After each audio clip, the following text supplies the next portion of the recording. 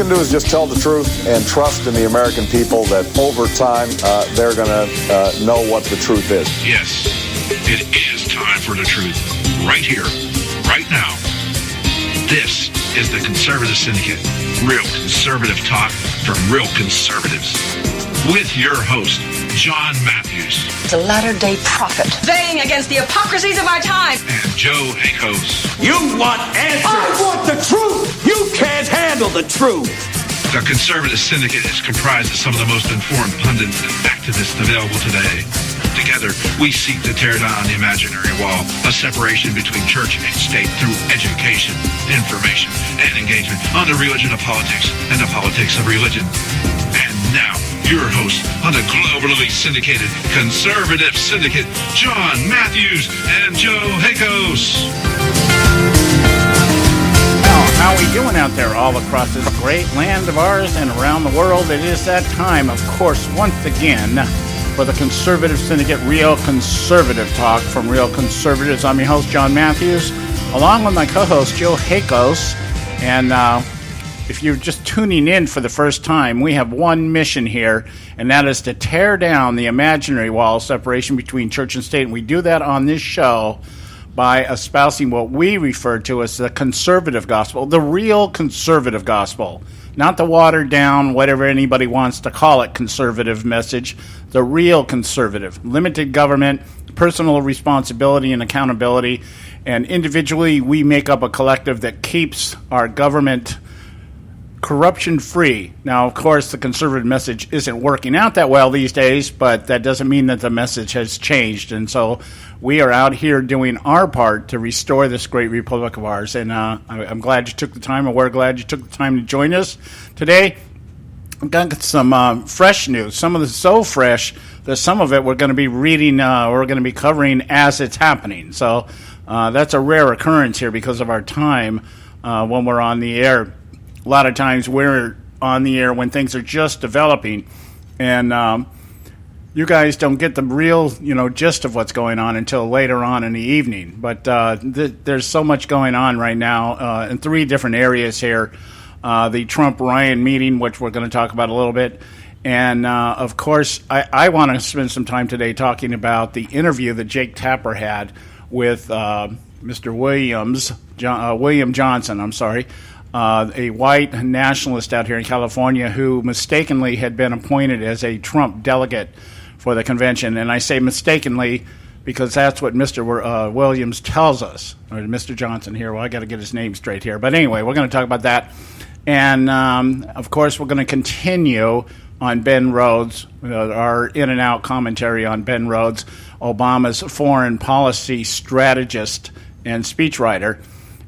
Joe's got some stuff that we're going to expound on a little bit today as far as that goes. So we got some good stuff lined up for you today. How are you doing today, Joe? I'm ready for you to tear down the wall, John. Yeah, well, this wall's been up for too long. That's for damn sure. Yeah, tear it down and let's just move on. I mean, it's just, you just really can't believe anything that you're getting out of Washington anymore. It's just ridiculous as to just how corrupt. I was going to say inept, but no, how corrupt it is, and it could be it is corrupt because they're so inept. Yeah, and I just keep seeing this across social media in particular. I am just dumbfounded. I don't know about you, but I'm totally dumbfounded by the lack of understanding of what conservatism is, as believed by people who say they're conservatives. I'm aghast. I thought, sometimes I think I'm listening to liberals who just don't know how to spell liberalism and conservatism. It's like all the letters are silent or something, and you just call it what it is. And then when you listen to them describe it, and I'm like, my God, what planet are you guys from? Is this a parallel universe like Star Trek or something? It's not even close to what conservatism is, and I mean, I'm talking about people that I've known for years that up until the Trump candidacy, we never really even questioned what everybody believed. It was just taken for granted. When you said you were conservative, you knew what it meant. I'm just flabbergasted. The number of people that I know have told me they're conservatives, And now when I listen to him, I'm like, oh my God, it's like I don't even know you. What happened? What did somebody get into your brain? Or is this the invasion of the body snatchers or what? I'm not really sure what's going on here, but boy, I'll tell you what, it is scary as all get out, what's taking place right now. Whether you like the idea or whether you're real, if you're into the idea, okay, Trump is saying everything that you want to say, that's fine. But more and more, this guy is sliding towards the middle. He's sliding towards the middle. He did it he walked back his comments about Muslims the other day. Yep. And he's changed his tune on taxes. This is not going to be a good deal, guys. I mean, like I said, we conservatives are sitting here going, okay, we got a 50-50 shot that he may do something right, but I'm not holding my breath. I think it's turned out more now to be more like usual. We told you so. Yeah, and this will be one of the hardest times to actually have to do that, to sit here and tell you people out there, you trumpets out there, and just say, you know what, once again, you just got it wrong. I mean, how many times do you have to be duped before you pay attention to what's going on? It's amazing. It is amazing. So, anyway, one of the things that's really on my mind right now, and we mentioned it briefly yesterday, was the interview between Jake Tapper and Johnson. His name is William Johnson. I got his names backwards here. His name was William Johnson. And I broke the entire interview. The entire interview is about 5 minutes long.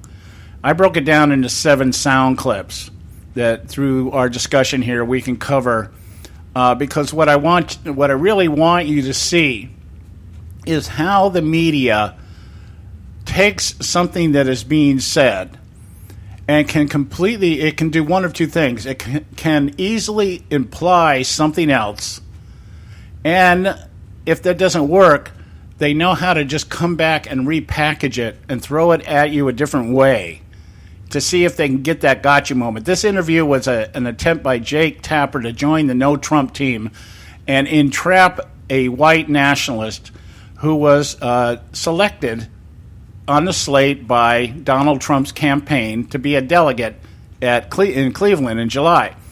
And the real story is that he got picked, as he put it, he fell between the cracks. And what happened was the Trump campaign had called him up and congratulated him for being selected. And then somebody in the media found this. See, the media can find stuff if they really want to. They had no problem locating this guy, determining his affiliations, and everything else within a span of 24 hours. We knew Donald Trump had appointed a white nationalist to be a delegate in Cleveland. See, so the media can do it if they really want to. It's just a matter of whether they really want to. Okay? So anyway, I'm going to go into detail about this, and we're going to dissect these clips and have commentary in between them, so that I really want to drive this home. Today is going to be kind of an education day. Well, we know what the media really wants to do, and that's part of this with the Tapper interview, is they want to bring down Trump. They are going to try their damnedest to make sure that Trump doesn't get elected. Yeah. Period. We know that was coming before. Yeah, we've known that for quite a while here, and we've been warning everybody this is what it's going to come down to. Hillary Clinton's going to play the woman card as the reason why she should be elected, and then they're going to play the race card as to why Donald Trump should not be elected. It's not going to be, and then anything else they can throw in between, like if they can pin people that support Donald Trump who are against transgender bathrooms. They'll try to tie that to Trump. And that's what Tapper tries to do with this white nationalist. He tries to take this guy's views and opinions and attach them to Donald Trump. What he basically does is he actually, I'm kind of giving a spoiler alert here, but what he does is he basically leads the guy through a series of questions where he tries to get him to imply that the reason he likes Donald Trump is because he's a racist. Okay, or Donald Trump adheres to the white nationalist ideology, which in terms of media. The media would translate that as racist. And this man, when you hear these clips, doesn't sound racist to me.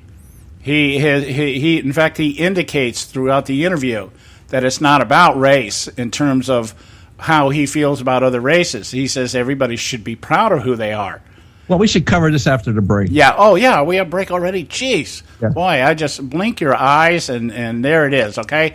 So anyway, we'll talk about this after the break, along with some other things that are on our plate today. So stay with us right here at the Conservative Syndicate.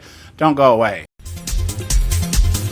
You can catch all our archives at theconservativesyndicate.net. The Conservative Syndicate. Real conservative talk from real conservatives.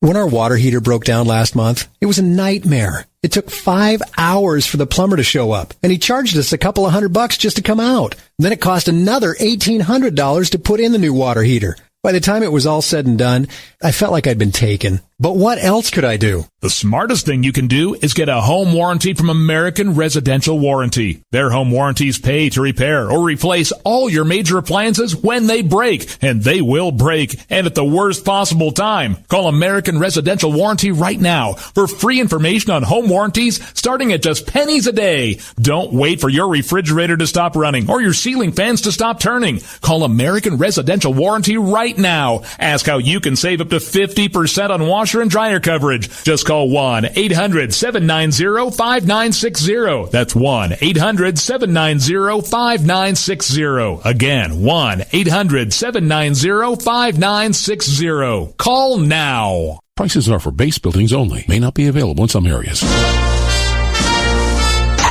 Attention business owners, do you want a stimulus package that really works? Before you spend thousands of dollars more than you should on your next building project, listen to this. General Steel has a stimulus package designed to help you save as much as half the cost of conventional construction on your next building. As much as half. That's right. General Steel can save you thousands of dollars with a pre-engineered steel building designed for your business or church. How about a 50 by 100 foot building for under $30,000? So don't pay thousands more than you should without calling General Steel first and save as much as half the cost and time of conventional construction. With the projected demand for steel in Japan and China, prices may be skyrocketing. 877-927-3360. 877-927-3360. 877-927-3360. Term life insurance. It can be a powerful way to protect your assets and your family. You work hard to earn and save your money to build a nest egg for the future. Don't let it get wiped out because you didn't plan ahead.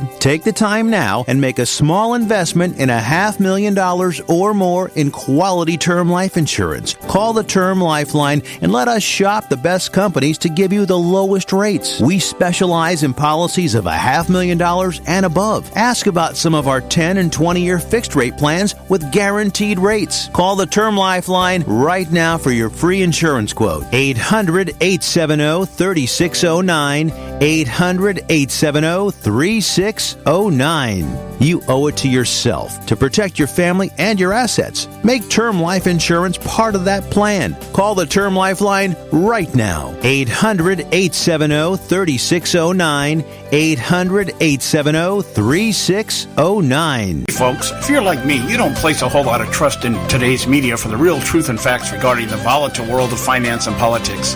When I want the real scoop on money, I go to the most trusted source I know, my good friend and colleague, Bob Cardosa. Bob is a noted expert with a PhD in international finance who airs his nationally known, globally syndicated show, Robert Cardosa Live, daily, Monday through Friday from 4 to 6 p.m. Pacific Time. With Bob, you'll get the right information at the right time from someone who knows his business and can help you make the right decision concerning yours. Again, Bob airs daily, Monday through Friday from 4 to 6 p.m. Pacific Time. Visit his website at robertcardosalive.com for information regarding stations and topics. That's robertcardosalive.com. Check Bob out. You'll be glad you did.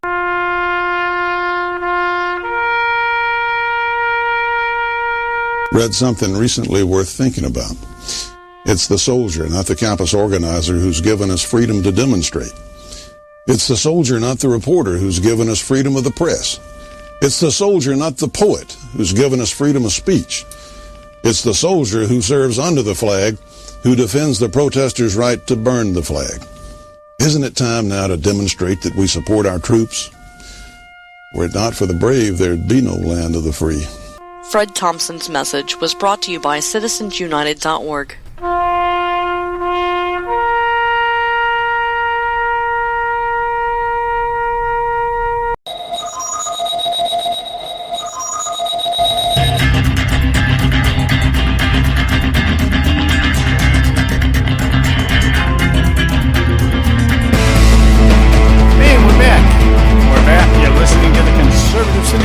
Conservative Talk from Real Conservatives. I'm your host, John Matthews, along with my co-host, Joe Hakos, and I'm biting at the bit here. I've just been itching at this all day. I was out on the road most of the day, and I'm just reading as much of on this particular interview that took place between Jake Tapper and what's his name again? William Johnson. That's his name, William Johnson. I keep both of those names are interchangeable. You know, it's one of those things that could be either or. And anyway, this is my hot button. I guess maybe that's what it is. This is my hot button. That if you make any kind of statement that defends in defense of anything that you believe today as a Western civilization white American, you are branded as some type of hater, homophobe, whatever. You know, the list goes on, the names that have been thrown at Americans today, white Americans. And I think rightfully so, that has incited a lot of people. And I think that's probably at the premise of a lot of what drives a Trump supporter today, is the idea that Americans, not because of race, it's not like they're racist, it's that the feeling of being displaced and disenfranchised as an American, and as an American that believes in the principles on which we were established, have raised our families on such principles, that we are a land of opportunity, not a land of entitlement, and this, that, and the other. And the other side has done a great job of marginalizing white Americans and pampering to other demographics for the purpose of creating voting blocs in order to attain power and redistribution of wealth and all the things that are attached to the liberal agenda. And so it is very easy to somehow now pigeonhole white America as just, traditionally racist, traditionally haters. Hate everybody that's not a white Anglo-American, Protestant, whatever you want to, however you want to phrase that, okay? We cling to our guns and religion, all that crap that has been handed down to us. And lo and behold, this situation has come up. The premise on this, of course, is remember David Duke from the former head of the KKK, led the KKK like 40 years ago, and he wasn't even the leader. He was like the spokesman for the KKK, and a guy who had, over the course of time, still has some of his views in terms of, white supremacy and stuff, but had really tailored down a lot of and curtailed a lot of his beliefs, so much so that he was actually elected to the House of Representatives for Louisiana, I think for at least one term, maybe two. And he came out and made some statements about Trump in terms of immigration. I think we should vote for Trump because his position on immigration is correct, given what we're dealing with today. Open borders, people coming into the country, security issues, draining our systems, our financial systems, the hospitals and schools and everything else. And that's a very valid argument, whether you're a white supremacist or a Black Panther Party member. You can look at the truth and the facts of that and know that that's true if you really want to know, if you really want to know it, if you really want to find out, And so the argument that the government has been allowing lax laws and everything else in order to pander to a specific demographic is true. It's factual. In fact, Democrats don't even really deny it. Nope. They try to play on it. What they try to do is extend civil rights and to people who are not citizens. And they try to paint everything under the brush of humanitarian. that kind of thing, socioeconomic imbalance and all that, and that transcends citizenry and loyalty and allegiance and everything else. So when we start talking about all this stuff, Trump took a big hit on that because he didn't immediately come out and say, yeah, let's kill the KKK guy. He just said, the guy can endorse who he wants. He never said he believed what Duke believed or, anything else. He said, I can't control who endorses me. Yeah, he didn't go out soliciting for the endorsement. I'm sorry? He didn't go out soliciting for the endorsement. No. And just because he didn't, it's kind of like when John McCain, or who was it? It wasn't John McCain, it was somebody else that attacked Obama on being a Muslim. And he was dressed down because he did. Oh, it was Trump, by the way. That's who it was. It was Trump who was being dressed down because somebody called Barack Obama a Muslim, and Trump made no attempt to correct the person like John McCain did back in 2008. Yes. And so, that was the beginning of, okay, this guy hates everybody that isn't white, kind of thing. So I'm saying all that to say this. Now we're at the point here where apparently what happened was, this William Johnson is a member of the white nationalist movement. He is he's the leader of the American Freedom Party out here in California, which I guess is a white nationalist organization. I don't know anything about it, but I know they have floated candidates in the past, but they're like the 29th, 30th person on the candidate list, that kind of stuff. Yeah. Anyway, he applied. Grassroots support for those guys, then, right? I'm sorry? Not a lot of grassroots support for those guys. Yeah. There's a lot of. So, not enough money to actually make a difference. No, not really. And, they attract a lot of the, I'm going to say, the fringe elements out here. Yes, exactly, like fringe. Okay. So, they get branded by association, guilt by association with people that they probably don't endorse. Right. I mean, I'm sure they're like every other organization where you have, the bad apples come into the barrel, that kind of thing. You've got people out there, like I know a lot of guys that are in Promise Keepers and Oath Keepers. I'm sorry, the Oath Keepers. Yeah. Mm-hmm. And you meet and talk with these people, and they are some really outstanding, upright Americans. And but then you say, okay, well, they get tied to the Minutemen, which, by the way, I know a few, and are upright, outstanding Americans. But because sometimes the rhetoric gets a little heated, and the media plays so well on the buzzwords, they can pick up a word, quote it out of context, and boy, they're off and running. And that's what's happening here with this interview with Jake Tapper with William Johnson. Is he tries to bait the guy into saying something that Tapper can, be the guy to deliver another crushing blow to the Trump campaign. I'm still waiting to find out how that works. How do you crush somebody who has more votes than anybody else? But I guess in the media's eyes, it's all perspective. But so anyway, this interview that took place, and what I want you to pay attention to as we go through it is you got to. I'll point out to you the buzzwords. That's how the left works. They got a buzzword. Joe was mentioning to me at the break here about the concept of Hillary being investigated, and what the media is out there floating. And I believe you gave me a quote from Bob Woodward. Yes, Bob Woodward is that the FBI has not been able to prove intent in terms of Hillary Clinton compromising classified material, doing it intentionally. Well, here, he says, I don't think anyone feels that there was intent on her part to distribute classified information in a way that was illegal or jeopardized security. Right. And so the buzzword there is intent. Yeah. Okay, we're back to deconstructionism here. We talk about this a lot on this show. Deconstructionism is that we take a law that says if you compromise classified information, you are to be held accountable for that. And it is a felony in some cases a misdemeanor, but it is a crime. It is an offense and it is a crime. Okay? So the idea being is, well, if we prosecuted or if we investigate Hillary Clinton under that definition, straight definition, if you compromise information, or if you violate the law regarding handling the information, you have violated the law. Then Hillary Clinton is as guilty as sin. There's no question about it.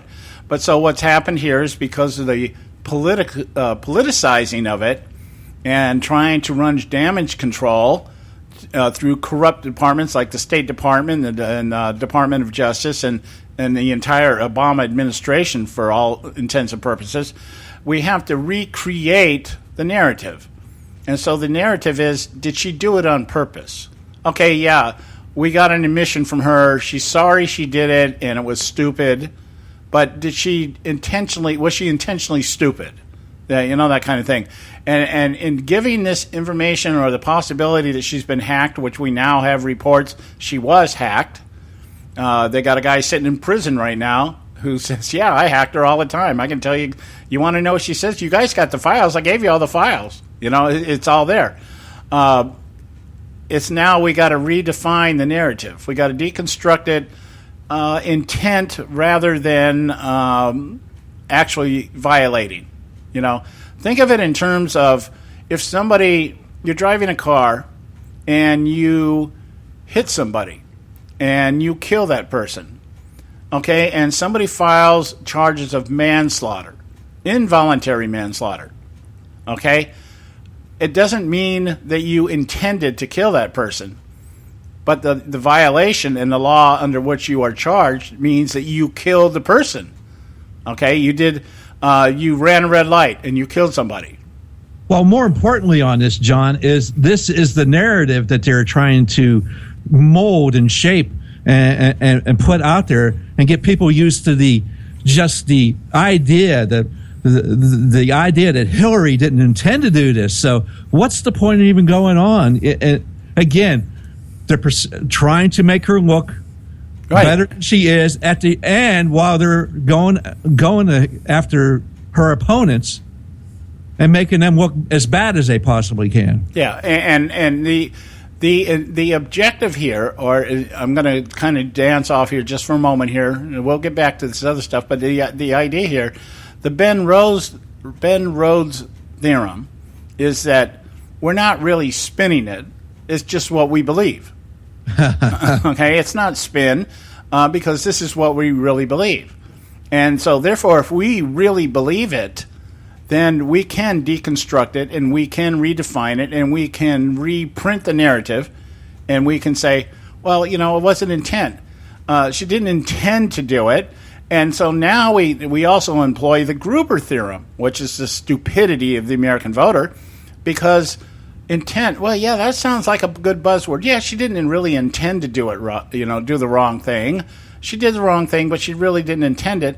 And because the average American doesn't know that intent has nothing to do with violating the law in terms of compromising classified information, the law is not written about intent. Now, there is language in there that talks about intent. But if the FBI is investigating her solely for espionage, well, then I imagine the intent comes into it. But that's not the offense. The investigation should be on the offense that she compromised, she endangered classified information, whether it was intentional or not. Her actions prove that she did it. If she took I'm sorry, go ahead, Joe. There's been plenty of incidents where military members are coming home from overseas locations, and upon arrival at their duty station back in the States or back home, they go through their personal effects and they find that somehow some kind of information was put in, was brought back, and it's unsecure.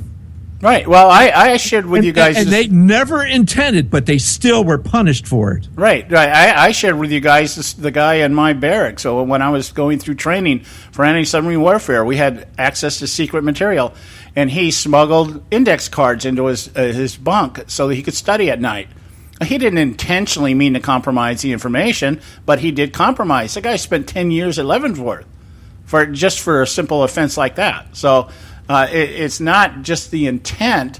on espionage, okay, maybe we could give her that. I'm sure she didn't intentionally go out there, but the point is it was still done. It was still done. So we got to go to a break. When we come back, we'll continue our discussion here because I am going to get into the Tapper interview. I'm just kind of giving you a long introduction here so you understand where I'm coming from. Stay with us right here at the Conservative Syndicate. We'll be right back. State Talk Radio, WRS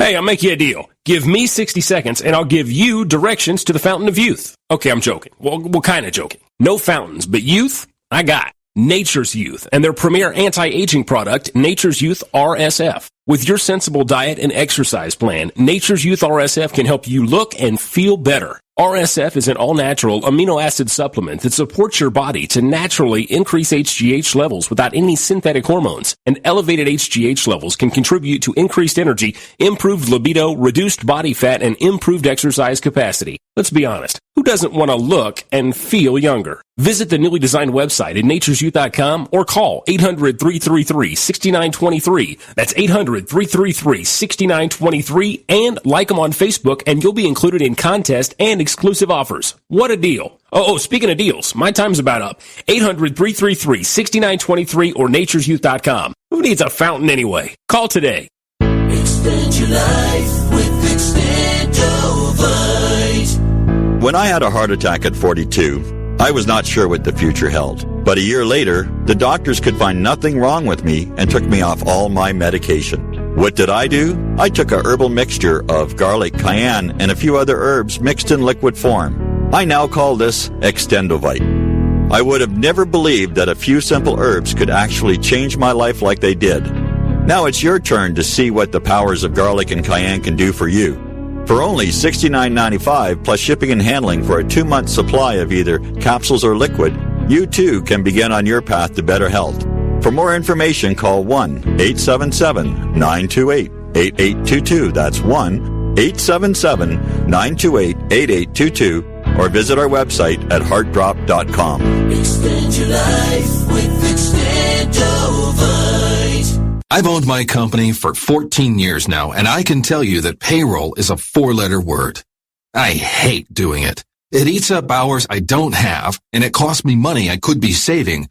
But my accountant's too expensive, and I'm not sure who to call, but I know I need help. We're Paychex, and we take all the hassles out of small business payroll. We save you time and money. It's easy. Call, fax, or give us your payroll information securely online, and we take care of the rest. We calculate the correct taxes, manage payments and direct deposits. We even send out your checks. Payroll doesn't need to be a 4-letter word anymore. We're so sure that we can save you time and money that we'll give you a month's payroll free. Just for calling 877-663-3830. Get 1 month's payroll for free. Call Paychex right now. 877-663-3830. That's 877-663-3830. Do you use the blue pill to charge your sex life? Have you been thinking about trying the blue pill? What if we can promise you the same results for less than $3 a pill? If you're paying $20 a pill for the other pills, you're getting taken to the cleaners. Our pill delivers the exact same results for less than $3. We'll do the math for you. You'll save more than $16 a pill for the same results. Want more? We'll give you 40 blue pills or 40 yellow pills for $99 and add 4 more pills free. You save more than $500. You don't have to be a rocket scientist to know what to do next. You need to call and get your 44 pills for just $99. Stop overpaying for the other blue pills. Call us and start saving a ton of money for the exact same results. Ordering is fast and easy with your pills delivered to your door in a non-marked package. 800-814-5188. 800-814-5188. 800-814-5188. That's 800-814-5188. Hey, Bugsy, you hear the news about Vinny? Yeah, it's a real shame. He owed money to the IRS and they finally cut up with him. Just like Al Capone. If the IRS can get the Capone, imagine what they can do to little old Vinny, huh? Poor cat, he was on top of the world. Then bada boom, bada bing. What Vinny needs now is an offer he can't refuse. Hey, you got a tax problem? Does the IRS claim you owe them a bunch of dough? They can get you too. So call the tax relief line now and learn if you qualify to negotiate your $10,000 plus IRS tax debt for up to a 75% savings. Don't be like Al or Vinny and get busted. Make this free call now. Learn how you may be able to pay the IRS less. Call now. 866-657-8474. 866-657-8474. 866-657-8474. 866-657-8474.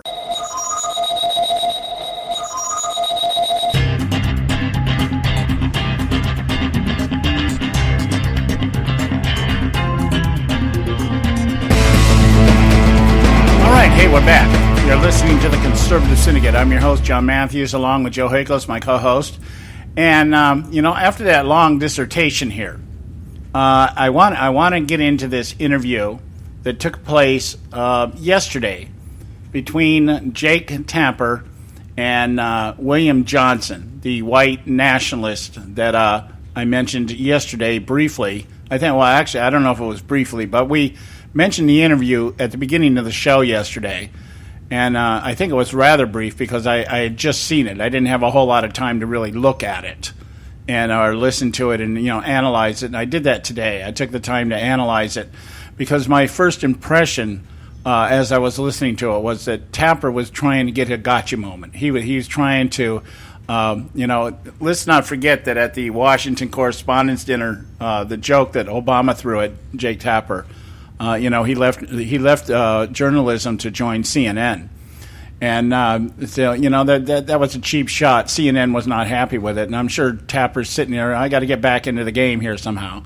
Anyway, what happened is that apparently, because the way the media is portraying it and the way the interview went are two different things. What happened was this man was selected by the Trump campaign on a slate. We explained to you out here in California, they select slates. That means the campaigns come out here and they ask for certain delegates within the districts that are out here. And he was selected, and he had put his name in as a candidate for a delegate. He was selected by the Trump campaign and was congratulated, was notified by the Trump campaign that he'd been chosen. And then somebody in the media found out who he was and began to research. And so something happened what happened was the Trump campaign learned of this and decided they didn't want him. And so the excuse or the reason was given that there was a database error in which there was some kind of error, and that is why he was selected. Tapper is trying to allude to the fact that the Trump campaign only dismissed him after this hit the press. It's kind of like he was trying to imply that they knew who he was and his beliefs and everything else, and this man, rebukes that. He rebuts it. He says, no, that's not what's going to go on here. So what I'm going to do is I'm going to start playing these clips here. They run between 10 and 11 seconds. The first one's about 11 seconds long. The rest of them run half a minute to a minute. And we'll take them in turn here, and I'll let Joe lead the commentary on them because he's good at doing this kind of stuff when we go into this kind of format here. Now, this is the very first, this is the beginning of the interview. This is how Tapper leads off his questioning. So let's listen to this first. You got to pay close attention because Tapper uses buzzwords, and that's why I'm doing this, is so that you can understand the context of the buzzwords. This is Jake Tapper introducing William Johnson. Spokeswoman for the Trump campaign, Hope Hicks, told the Washington Post that a database error led to Johnson's inclusion as a potential delegate after he had already been rejected by the campaign. Okay, Joe, did you catch the way that he worded that? Yeah, after he'd already been selected. Oh, yeah, sure, Jake. Yeah, well, that's the implication here. There's that he had been selected, and then the Trump campaign decided that they didn't want him once it came out that he was a member of the white nationalist party and the leader of the American Freedom Party out in California. Now, paint him right off the bat that they're corrupt in this manner. Right off the. That's the implication, and that's the headlines. What I just played you was the standard headline that says on almost every article out there in the media. Yep. Absolutely. Okay, Trump selects white nationalists as delegate. That's the gist of the headline. I looked on the internet, and he's Trump's white nationalist delegate. Right. Yeah. If you go out there and you go out there on the internet, the one which I'm going to share with you later. This is off of the Glenn Beck program, and I chose this because Glenn Beck bought into this narrative also. Trump campaign selects white nationalist as delegate in California. That's the headline at the Glenn Beck show, at the Glenn Beck program. So even he bought into it. So now here's the next clip. This is Tapper asking William how this all came down. Joining me now is William Johnson. Mr. Johnson, thanks so much for being here. Appreciate it. Oh, you're welcome. I'm happy to be here. So I'm not here to debate your ideology, with which, for the record, I could not disagree more strongly. I am interested, however, in what happened in the last day. My understanding is that once some reporters noticed that you were a delegate and asked the Trump campaign about you, the Trump campaign tried to get you removed as a delegate, but it was too late. Is that correct? Well, I think that I was approved as a delegate. I submitted my application and I was approved. And then immediately when the list came out, they saw that they had a clerical error. And so then they sent me an email saying that you are removed from the list. So I wrote back an email telling them, I understand, I resign. And then later in the day, I got contacted by a media person who says, well, you're still on the list. And so then I sent them a second email saying that I resign, I will not attend the convention, I will not be a delegate. Okay, so how did Tapper word that? We understand that you were removed from the list from the Trump campaign. And it couldn't be done. I think that was how he worded it. Yeah, it couldn't be done. What do you mean it couldn't be done? Yeah, and he says, no, that's not what happened. There was a clerical error, and I was selected because of that clerical error, and I was notified about it once the media got a hold of it, and the Trump campaign decided they didn't want me, and they sent me an email telling me that I'd been removed, and I said, okay, I'll resign. I don't, basically was saying I don't want to cause any problems. I understand where you're coming from. And the media contacted him again and said, well, you're still on the list. And so he sent another email saying, and if you understand how this happens, if you've ever been around anything, sometimes to get out of a database, it might take a little while. Yeah, it does take a little while, especially a very large database with names, and some of the names are similar. I mean, William Johnson's probably a very common name. I don't know. It's a pretty unusual name. I don't think there's anybody. I think he's probably the only William Johnson in the world, probably. Yeah, well, when you got first name first and last name last, or, last name first name last. Johnson William. I don't know. It's just really weird that he has that kind of name. Yeah. So, so it took a little while. This isn't like Twitter where we just delete the tweet, that kind of thing.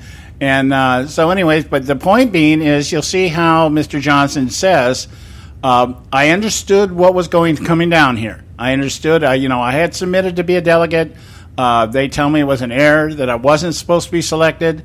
And, I concurred with it, and I resigned and told him I wouldn't attend the convention. He did everything that a solid American would do under these circumstances. Sounds reasonable, actually. Sounds very reasonable. Very reasonable. Very reasonable. Now, here, Tapper repackages the question, and comes back at Mr. Johnson, trying to get him to admit that Trump knew something about who he was.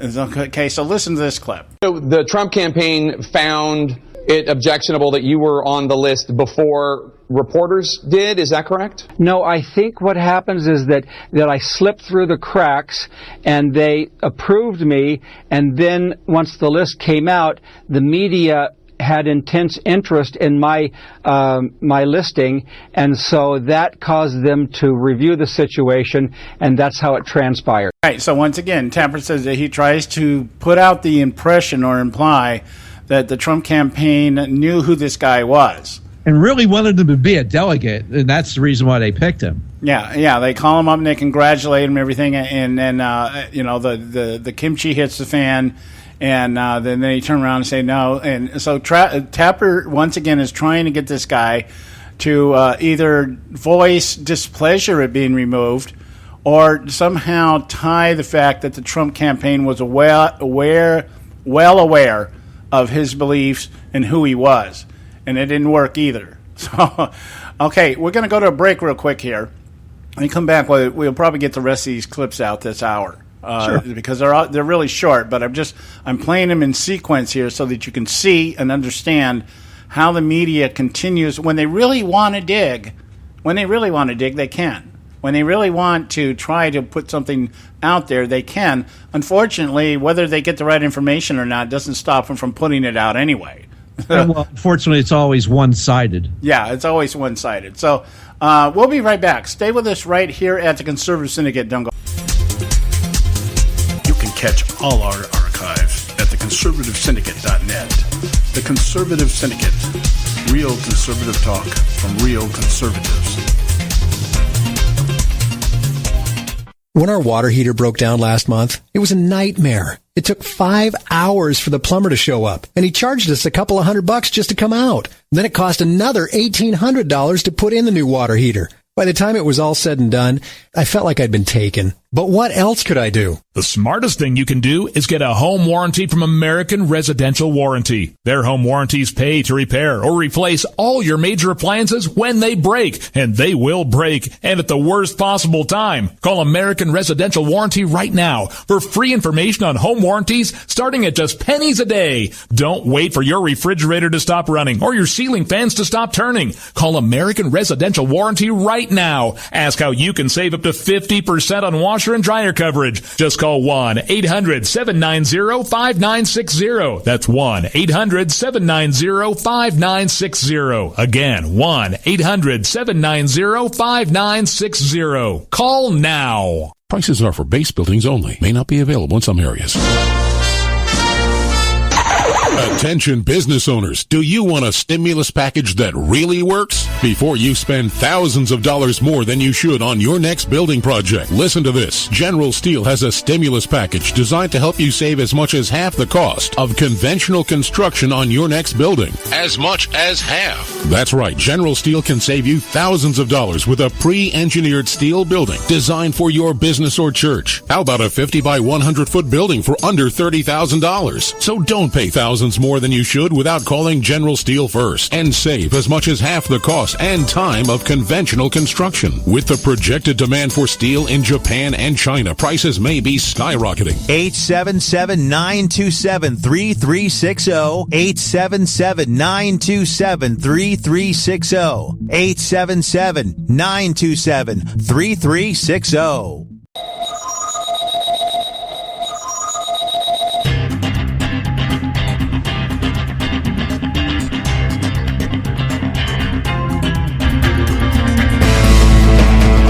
Back. You're listening to the Conservative Syndicate, of course, real conservative talk from real conservatives. And let's get right back into our sets here. This next, as I said just before the break here, Tapper has tried now at least 3 times to get this guy to admit that the Trump campaign knew who he was, knew what he represented, and only wanted to remove him after it was found out by the media of his association with as a white nationalist and leader of the American Freedom Party. So far, he has not succeeded in doing that. Now, this next clip, what Tapper does now is he tries to imply that Donald Trump and Mr. Johnson think alike. So listen to this clip. Jake Tapper interviewing William Johnson. You believe the campaign when they say that a database error led to you being chosen as a delegate? Yes, I believe that I submitted the application, and they did not intentionally have me on as a delegate. And so then when they found out about it, they corrected it, and I concurred. Do you think that Ms. Slagger-Morcino, Trump's California delegate coordinator, knew your views and your history when she first reached out to you and congratulated you on being a delegate? I believe that she did not know my views at all. Okay, so there's the implication there. This lady, the head of the campaign out there, know who you were and know what your beliefs are, and congratulated you for being part of the Trump campaign, being chosen as a delegate? I'm pretty sure that the congratulation part was a form letter. Yeah, it was a probably templated letter. The only thing changed was the name. Yeah, or they have some robo dialer there that just sits there and call. Okay, here's a list of our delegates. Call each one of these people up and congratulate them. Absolutely. And then when they found out and everything, they took care of the issue. Right, they took care of it right away.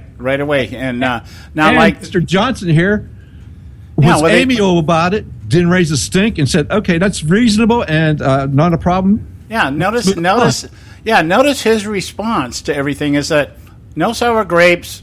I understand where they're coming from. I understand what my views are. Everything else, okay. Now here, Tapper tries to set the trap. Here is where Tapper tries to take the beliefs and the ideology of Mr. Johnson and tie him to Trump. Before it was the other way around. Now he's trying to go the other way. Listen to this one. This is kind of a neat exchange. Told Mother Jones, which broke the story, the following, quote, "For many, many years when I would say these things, other white people would call me names. Oh, you're a hate monger. You're a Nazi. You're like Hitler. Now they come in and say, oh, you're like Donald Trump." What do you mean by that? Well, right now in today's society, they're passing around the word racist more and more, and everybody is being called a racist nowadays. And so that term and all of these invectives are having less meaning. What I mean by that is that we are now able to more openly discuss issues regarding race because everybody is being called such invectives nowadays that it doesn't mean much anymore. All right, so there it is. The comment, the trap that the Tapper is trying to set is, now tell us about your views. Tell us what you believe, so that we so we can kind of imply that what you and Donald Trump think. What is it you believe? And you talk about everybody being called a racist. This whole idea of being called a racist. And Mr. Johnson responds. He says, "Well, we've said this. I mean, how many people haven't said it? I bet you everybody listening right now within earshot of this show has at one time or another said, I am so tired of listening about the race card. I'm so tired of everything that's being floated out. Every time somebody offers anything other than something that lines up completely and totally within the liberal narrative, it's a race issue. Yeah, you're racist, you're a bigot, you're a homophobe, you're this, you're that. Yeah. If you look at, you're watching the sunset over the West Coast out here, and if you think the sun looks red, then you must hate Indians. If you hate Native Americans, how dare you? You must change that. Yeah, and if you think maybe it looks orange, or maybe a little yellow, then perhaps you hate Asians. That kind of thing. So what he does is I think he offers. I thought it was kind of a weird way of looking at it in terms of the fact that, the word racist is being used so much that it has opened up the dialogue. I don't think that's entirely the case. I think it's actually closed off the dialogue. Yeah, it does. Where people do exactly what the Trump campaign has done, which is let's avoid the conflict. Yeah, what I do believe the overuse and the beating to death of Americans over this race card thing, I think what it has done is it has allowed some feelings that have already been held in minority communities to resurface to a higher degree than maybe they were in the past. Mm-hmm. And I think what it's really done is if you want to talk about dialogue, it's put a lot of Americans on the defensive.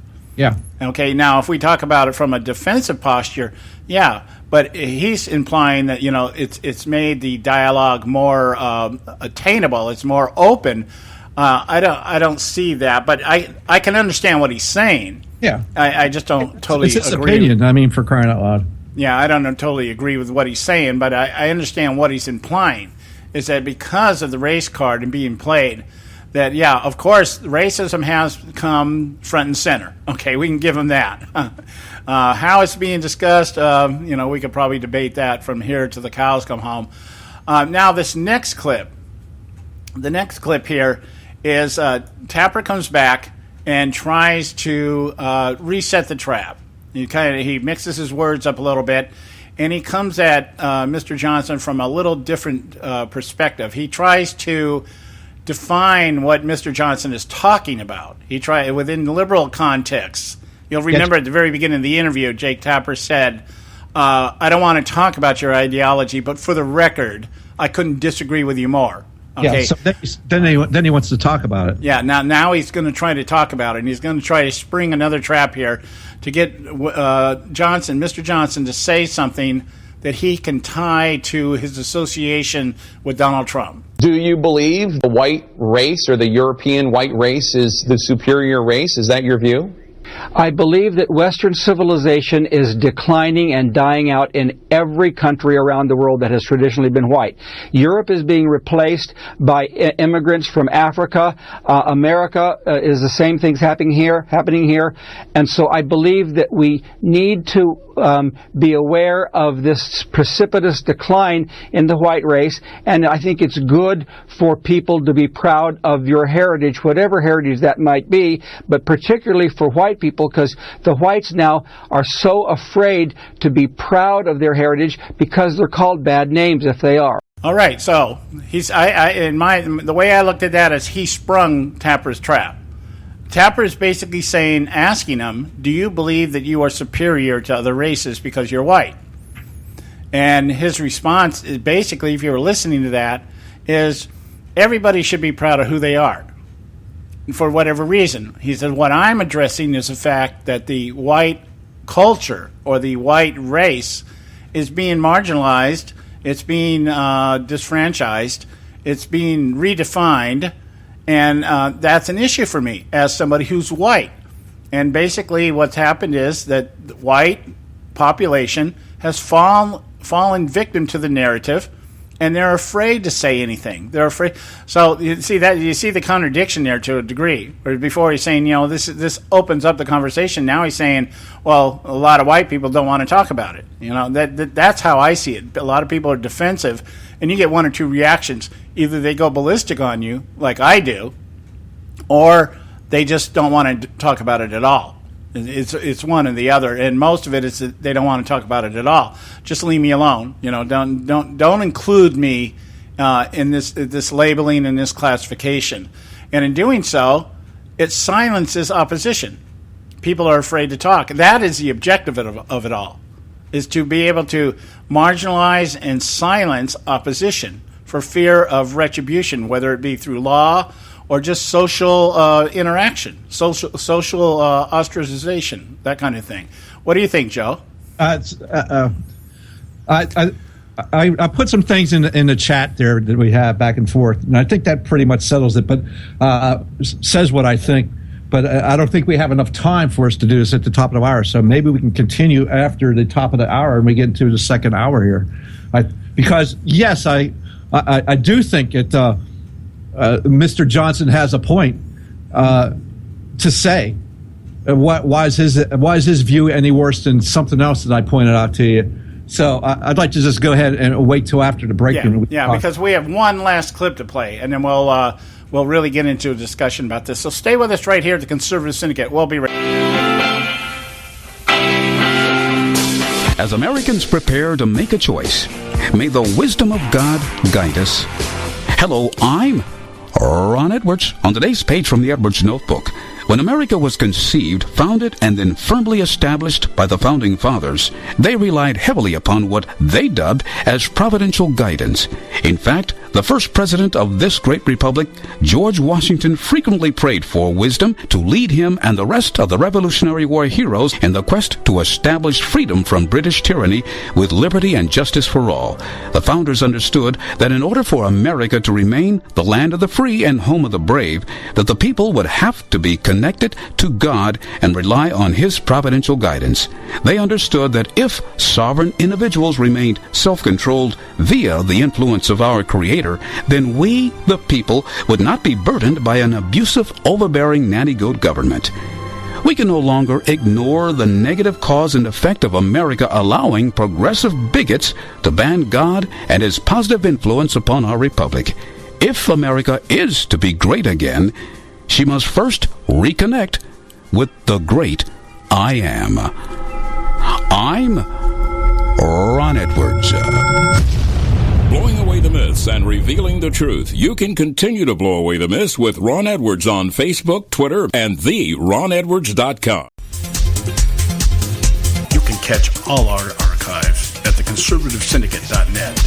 The Conservative Syndicate. Real conservative talk from real conservatives. When our water heater broke down last month, it was a nightmare. It took 5 hours for the plumber to show up, and he charged us a couple of $100 just to come out. Then it cost another $1,800 to put in the new water heater. By the time it was all said and done, I felt like I'd been taken. But what else could I do? The smartest thing you can do is get a home warranty from American Residential Warranty. Their home warranties pay to repair or replace all your major appliances when they break, and they will break, and at the worst possible time. Call American Residential Warranty right now for free information on home warranties starting at just pennies a day. Don't wait for your refrigerator to stop running or your ceiling fans to stop turning. Call American Residential Warranty right now. Ask how you can save up to 50% on washer and dryer coverage. Just call 1-800-790-5960. That's 1-800-790-5960. Again, 1-800-790-5960. Call now. Prices are for base buildings only. May not be available in some areas. Attention business owners, do you want a stimulus package that really works? Before you spend thousands of dollars more than you should on your next building project, listen to this. General Steel has a stimulus package designed to help you save as much as half the cost of conventional construction on your next building. As much as half. That's right, General Steel can save you thousands of dollars with a pre-engineered steel building designed for your business or church. How about a 50 by 100 foot building for under $30,000? So don't pay thousands more than you should without calling General Steel first and save as much as half the cost and time of conventional construction. With the projected demand for steel in Japan and China, prices may be skyrocketing. 877-927-3360. 877-927-3360. 877-927-3360. Folks, if you're like me, you don't place a whole lot of trust in today's media for the real truth and facts regarding the volatile world of finance and politics. When I want the real scoop on money, I go to the most trusted source I know, my good friend and colleague, Bob Cardoso. Bob is a noted expert with a PhD in international finance who airs his nationally known, globally syndicated show, Robert Cardoso Live, daily, Monday through Friday from 4 to 6 p.m. Pacific Time. With Bob, you'll get the right information at the right time from someone who knows his business and can help you make the right decision concerning yours. Again, Bob airs daily, Monday through Friday from 4 to 6 p.m. Pacific Time. Visit his website at robertcardosolive.com for information regarding stations and topics. That's robertcardosolive.com. Check Bob out. You'll be glad you did.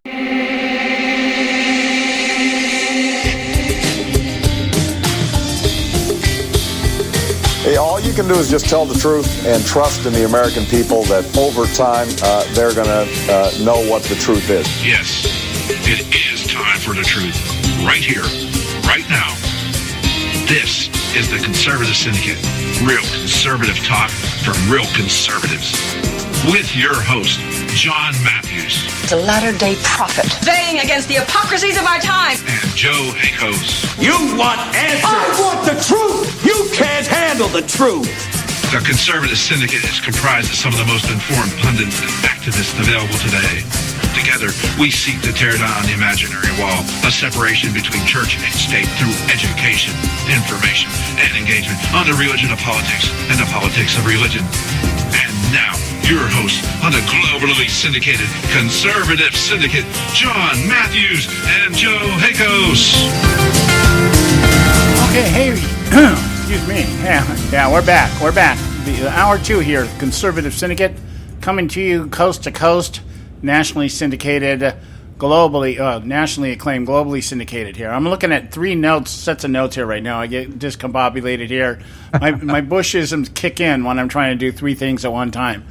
Anyway, we were discussing the first hour, this interview that took place between Jake Tapper over at CNN and William Johnson, who was inadvertently or mistakenly selected as a delegate for the Trump campaign out in California. And once the facts regarding his selection came to surface through the media, I guess, the Trump campaign rescinded the delegate choice.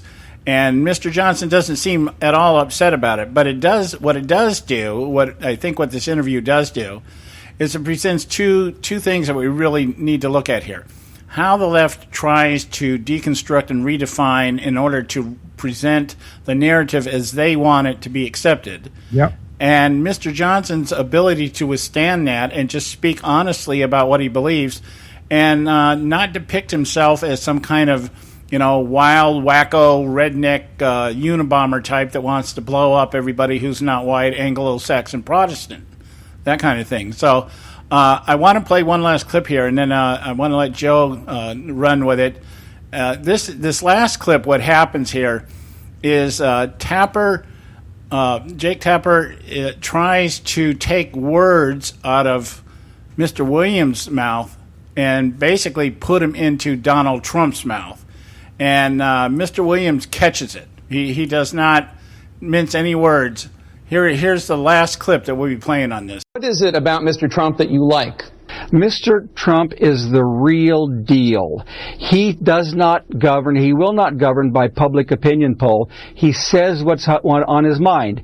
This is kind of like what Ron Paul did. This is what Bernie Sanders is doing, and that's a refreshing change from the politicians that we've had for many decades. That is probably the best thing about him and what endears him to most people in general. Do you think that he shares your views in terms of the decline of the United States because of other races coming to the United States? Well, now, I have not said that America has declined for that reason. You suggested I'm saying that we are being dispossessed, but I have not attributed it to the other races, and you're saying things that I have not said. But I do believe that when you replace one people with another, that is not a good thing, whether it takes place in Mongolia or in Sweden. I think that Donald Trump has to be a president for all peoples. That's what all the presidents must do. It is up to me as an advocate for the white group to push our agenda more than any other agenda. That's my responsibility. His responsibility is to lead the entire country. Mr. Johnson, thank you so much for your time. I appreciate it. You're welcome. Beautiful answer. That's just so just wildly freaking just disrespectful by Tapper. The guy never said the thing. He was sitting right there. He heard what he said. He never said anything about the downfall of America because white race is being subjugated or being downplayed or being overrun or anything like that. The guy never said anything like that. And Tapper's, but you suggested it. No, he didn't suggest that, Tapper. What do you hear? Do you hear? It's like, it must be that dog whistle thing you hear. That must be that one thing, because you hear it and automatically when you hear it, you scream racism. It's just ridiculous. I think the selection, the word that Tapper used, the culling of a white America. I thought, what a weird word to use. The culling would be the equivalent to genocide. We're eliminating white Americans. That's what culling means. Said that. And the guy was just right on top of it. Yeah, the guy was right on his game. No, that's not what I said. I'm looking at the words, just not listening to it. I'm reading the words, and the guy never even comes close to saying anything like that. Yeah. And earlier in the interview, he actually said people should be proud of who they are, regardless of who they are.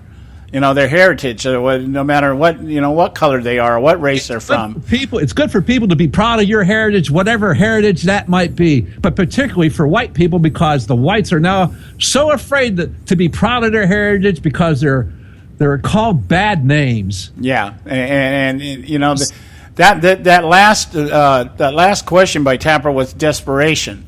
He tried to word it in a way where he could get the guy to voluntarily say, Donald Trump thinks like I do. And when he couldn't do that, he just basically comes out and says, do you think Trump agrees with you? That was a last desperate Hail Mary there. Maybe I can get the guy to say yes. All he had to say was yes. And how much time does he had with Donald Trump in the campaign? Tapper? No, Mr. Johnson. Oh, yeah. I'm sure they've... How much time did he have with the campaign with Donald Trump? I don't know if he's ever even spoken to Donald Trump. No, I doubt that very seriously. Very seriously. Obviously, if he did, then at least Trump would have known who the guy was. Of course, Trump is not the one picking these delegates in the first place. Thank you. That's my point. This guy has nothing to do with Donald Trump. No. That's handled at the campaign level. That's what a campaign manager has selected a team of people and says, this is what we're looking for. Trump's not out there interviewing anybody. He's not selecting anybody. That's why when the thing came out with David Duke with the KKK, he goes, I don't even know who this guy is. Now he may have been lying. I don't know, but we don't know that he was. Yeah, we don't know that he was. I mean, it's not like and like I said, nobody went to David Duke and solicited an endorsement.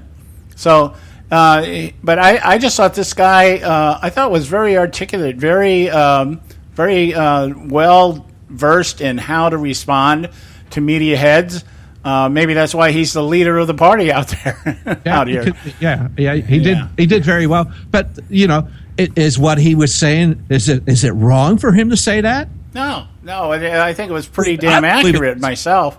Pretty damn accurate of what is going on in our electorate today that people don't want to talk as well. Yeah. And the narrative guided by the dishonest press and people like Jake Tapper. Right. And so I hope you got something out of that. A lesson in liberal doublespeak. How do you deconstruct a narrative and redefine it and put it back together to fit what you wanted to say? And that is that Donald Trump would rather have white nationalist, supremacist, bigots, and haters because he is a white nationalist, bigot, and a hater. That's basically what Tapper tried to do. He failed miserably, but of course, people on the left probably didn't even hear that. You see some of the reactions to this. Yeah, probably didn't even hear it. So anyway, guys, it's time for a break here. Time for Moments of Madness. Then we'll be back, and we'll get into another topic. So stay with us right here at the Conservative Syndicate. Today on Moments of Madness.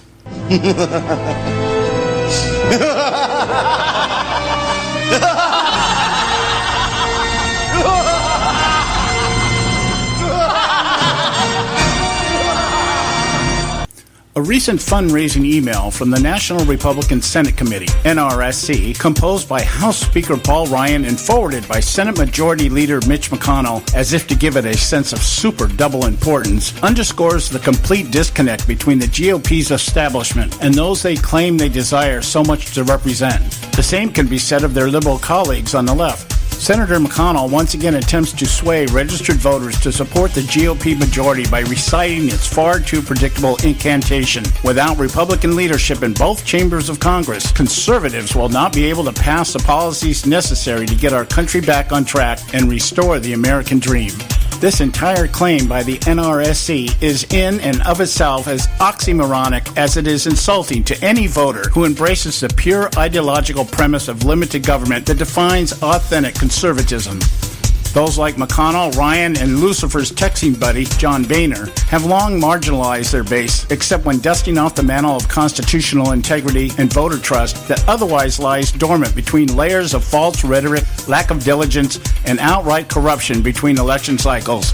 Truth is, today there's absolutely no representation by any true Republicans any more than there is any evidence of leadership by any conservatives in both chambers of Congress. Here's the madness. While Speaker Ryan and Senate Majority Leader McConnell once again trust the stupidity of the American voter to blindly buy into their recycled template of majority means efficiency, they do so at their own peril. The presumptive nomination of Donald Trump, as well as a hangnail of the DNC, Uncle Bernie, indicates an oncoming tsunami of a dissatisfied, disenfranchised, ticked-off electorate who are not only ready for change, but ready to raise our entire system to the ground through a scorched earth strategy, complete with protests and riots that resurrect memories of the Weather Underground and Black Panther Party. There is indeed a unification of electoral allies forming, but these groups are not user-friendly towards each other or the establishment stalwarts that roam the halls of Congress. Donald Trump has incited a huge segment of the silent majority that makes up middle America that is so incensed at a government so intent on saving itself at the cost of our republic, they willingly line up for hours to listen to Trump's isolationist doctrine spewed under the brand of Make America Great Again. Even voters who once ranted religiously about vetting candidates that reverently follow principles of conservatism now line up behind their great orange hope, the Pied Piper of populism, Prepared to walk off the cliff, completely blind, they are embracing one of the main players who has helped orchestrate our current state of demise. In the words of Democratic pollster Mark Malman, Bernie Sanders is posting Kim Jong II-like numbers among young people, and those are people with no connection or loyalty to the Clintons whatsoever. Yet the DNC establishment, like its more than moderate counterpart who only physically occupies the right side of the aisle, also believe this demographic will eventually fall into line next to their already marginalized minorities, soccer moms, and Hollywood celebrities. The leftist establishment is just as oblivious to the reality. The dumbed-down collective they created over decades of pandering shows every indication the next generation is ready and willing to embrace Uncle Bernie's idiocracy in exchange for taxpayer-subsidized beer bongs and contraception stocked in transgender bathrooms throughout the safe spaces that now identify America's public education system. Yes, the disconnect between both establishment and the electorate they claim they represent is as obvious as an Obama photoshopped birth certificate to the discerning eye. It reminds me of the conversation between teacher Richard Vernon, played by Paul Gleason, and janitor Carl, John Capellos, in The Breakfast Club. Hey, Carl, you think I give one rat's ass what these kids think? I said, you think about this. When you get old, these kids, when I get old, they're going to be running the country. Now, this is the thought that wakes me up in the middle of the night. That when I get older, these kids are going to take care of me. I wouldn't count on it. To echo Carl's observation, neither should we. Yes, there is change in the air. We the people sense it and hear the call to do something, anything, no matter how reckless. On the other hand, the elites who have been ignored by us too long sense it also, but don't have a clue to just how close their world is to total upheaval. Somewhere in between hangs our republic. Maybe we need someone to send them an email reminding them who they are and what they're supposed to do. I wouldn't count on them reading it, though, or doing anything about it. This is John Matthews for Moments of Madness.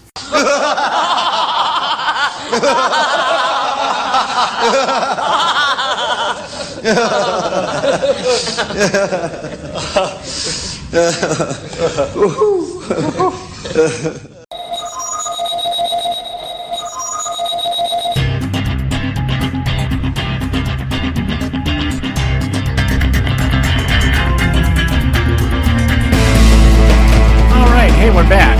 Hey, I want to remind you, if you get a chance, check out our website, theconservativesyndicate.net. It has all of our archives. You'll be able to pick this show up early tomorrow morning and go out there, theconservativesyndicate.net. All of our archives are out there. Everything about our panel, everything you need to know. We don't have everything about our panel, but everything you need to know about our panel. There's no PIN numbers or anything like that out there, so don't worry about that.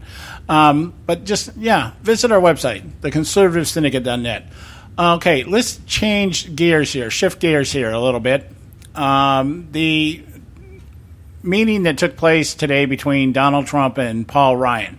A lot of the details, and probably you aren't going to get a lot of the details at this moment in time. Everybody's probably sitting at their computers right now figuring out how they're going to spin it one way or the other.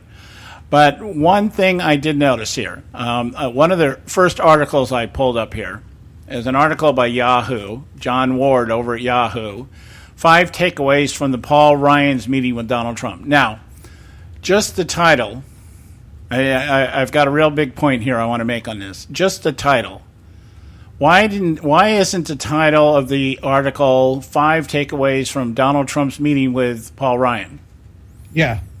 Well, Trump is the presumptive nominee. Trump is the one that is going to, at this point, unless something really weird happens, walk away with the nomination. Okay? And we're still hearing it from the establishment and the media's perspective. Paul Ryan's meeting with Donald Trump. Who called? I'd be curious, who called who to schedule the meeting? Did Paul Ryan call Donald Trump, or I doubt very seriously if Donald Trump called Paul Ryan and said, hey, let's have a meeting? Because Trump has said several times he doesn't need the Republican Party. He doesn't need the unity that Paul Ryan is calling for. He's not banking his nomination on the Republican Party unifying entirely behind him. That would almost kill the narrative that he's been out there presenting anyway. Okay? So here he is. But I want the way I'm just going to give you some quick thoughts on the things here. 5 takeaways. I'll give you real quick here, and then I'll let Joe expound on this. Mine will take about 1 minute to cover here, okay? Number 1 on this is Ryan did not endorse Trump and did not commit to doing so, okay? So what? What's the big deal here, okay? Ryan says, it's going in a positive direction. It's encouraging. Ryan did not go out of his way to compliment the depth of Trump's support, noting that he's received more votes than any Republican primary nominee in the history of our country. But Ryan made clear he sees himself as representing the 17 million people who voted against Trump. Okay, that sounds real encouraging. But what it does is it now puts it back, the narrative back into the Ryan camp. It's not about Donald Trump amassing huge numbers of voters and supporters. It's about the number of supporters that are out there that don't support Donald Trump. That's what it's all about. They're trying to shift the narrative back to the establishment, to people like Paul Ryan. Ryan adopted the tone of a parent with a wayward child. See, Ryan is the adult in the room. Donald Trump is the kid. Yeah. Ryan reiterated that executive power is at the heart of his concerns about Trump. Oh, this one's funny, actually. Yeah, but expanded his critique to having a positive message. What positive message has Paul Ryan and the GOP given us? I've not heard anything positive coming out of these people, except that they need our support and our money so that they can pass the quote-unquote conservative legislation that'll restore the country and bring back the American dream. Okay, and that isn't happening at all, okay? Number 4, Ryan subtly rebuked the press for hyping his meeting. Goes without saying. If you haven't figured out that's what they're going to do, then you got a problem, okay? Number 5, and there are still a number of questions that have yet to be asked of Speaker Ryan. My point being, this whole article was written with the intent of putting Paul Ryan in charge of what's going on, when in fact he has no authority at this point to determine what the outcome is. The American people have decided who they want. They don't care about the ideology, apparently, of Donald Trump. They don't care about his history. They don't care about anything other than the fact they're pissed off, and Trump is the one that's telling everybody they're pissed off, and they love him for that. There it is. There it is. This is Obama all over again. Hope and change. We're the ones we've been waiting for. Take over, Joe. It is kind of funny that that article was written in that light. But here, let me just read this, and let me read this joint statement that came out from Paul Ryan and Donald Trump, and see if you don't catch the irony in some of this. Okay, the United States cannot afford another 4 years of the Obama White House, which is what Hillary Clinton represents. This is why it's critical that Republicans unite around our shared principles, advance a conservative agenda, and do all we can to win this fall. With that focus, we had a great conversation this morning. While we were honest about our few differences, we recognize that there are also many important areas of common ground. We will be having additional discussions, but remain confident there's a great opportunity to unify our party and win this fall, and we are totally committed to working together to achieve that goal. We are extremely proud of the fact that many millions of new voters have entered the primary system, far more than ever before in the Republican Party's history. That was our first meeting, but it was a very positive step towards unification. Well, and that was a joint statement. Yes. That means one person or people from both camps approved it, supposedly. Colluded together to put this out there. Yes. To give the impression that we're getting it together. We're getting it together. Everything's going to be fine, folks. It's going to be fine. That kind of thing. So we're going to get united around those, advance a conservative agenda. Yeah, and that's the thing here. I'm looking here. Let's see. Blah blah blah. He wants to party. Okay. There was a statement in here in this article. I passed over it here, and I'm trying to find it again. It had to do with the fact that Paul Ryan is trying to say that basically what's happening here, in terms of representing the 17 million people who voted against Trump. Okay, he says let's see, where was that word at? Well, the point being, I can kind of transpose it here. What they were saying was that Paul Ryan was emphasizing policy in terms of what I guess what they're discussing is how the platform. We were talking about this yesterday. How the platform is going to take shape at the convention, and what are they going to be the planks of the platform. Paul Ryan is pushing for quote unquote conservative stuff. Okay, conservative themes based on conservatism. Of course, we know that is an oxymoron in today's Republican Party. And Donald Trump has said he's a member of the Republican Party, but he's not necessarily a conservative. He's not a member of the Conservative Party. And here's what I think you're looking for here. Trump agreed in a joint statement to advance a conservative agenda, but just a few days ago, he was dismissing the idea that the Republican Party's identity is based on its conservative ideas. Yeah, there we go. There we go. And we're seeing this already. This is a good point to make here. We're already seeing Trump ever since Indiana. This is where it started sticking out to me like a sore thumb. Yep. From Indiana on, you've been hearing Trump beginning to back off the heated rhetoric. He's backed off his statements about Muslims. We shouldn't let anybody in the country again until we find out what's going on. But now it's reworded. Now his statement is, that was just a suggestion. Well, here's what it is. We have a serious problem. It's a temporary ban. It hasn't been called for yet. Nobody's done it. It's just a suggestion until we find out what's going on. Yeah, so now he's trying to walk it back. And the reason he's doing that is because somewhere down the line here, like I said, I reiterated this yesterday, the Barry Goldwater theorem. I have all these theorems. I ought to write a book on this. The Barry Goldwater theorem is that once you sit down and negotiate with your enemy, you've already lost. Because that means you've got something to give up. If Trump is sitting down with Ryan, thinking that Ryan was going to just say, okay, Donald, we're going to support you 100%. I don't think Donald thought that in the wildest streams of his imagination, that Paul Ryan was just going to fall down and bow before him and say, yeah, Donald, you're the guy.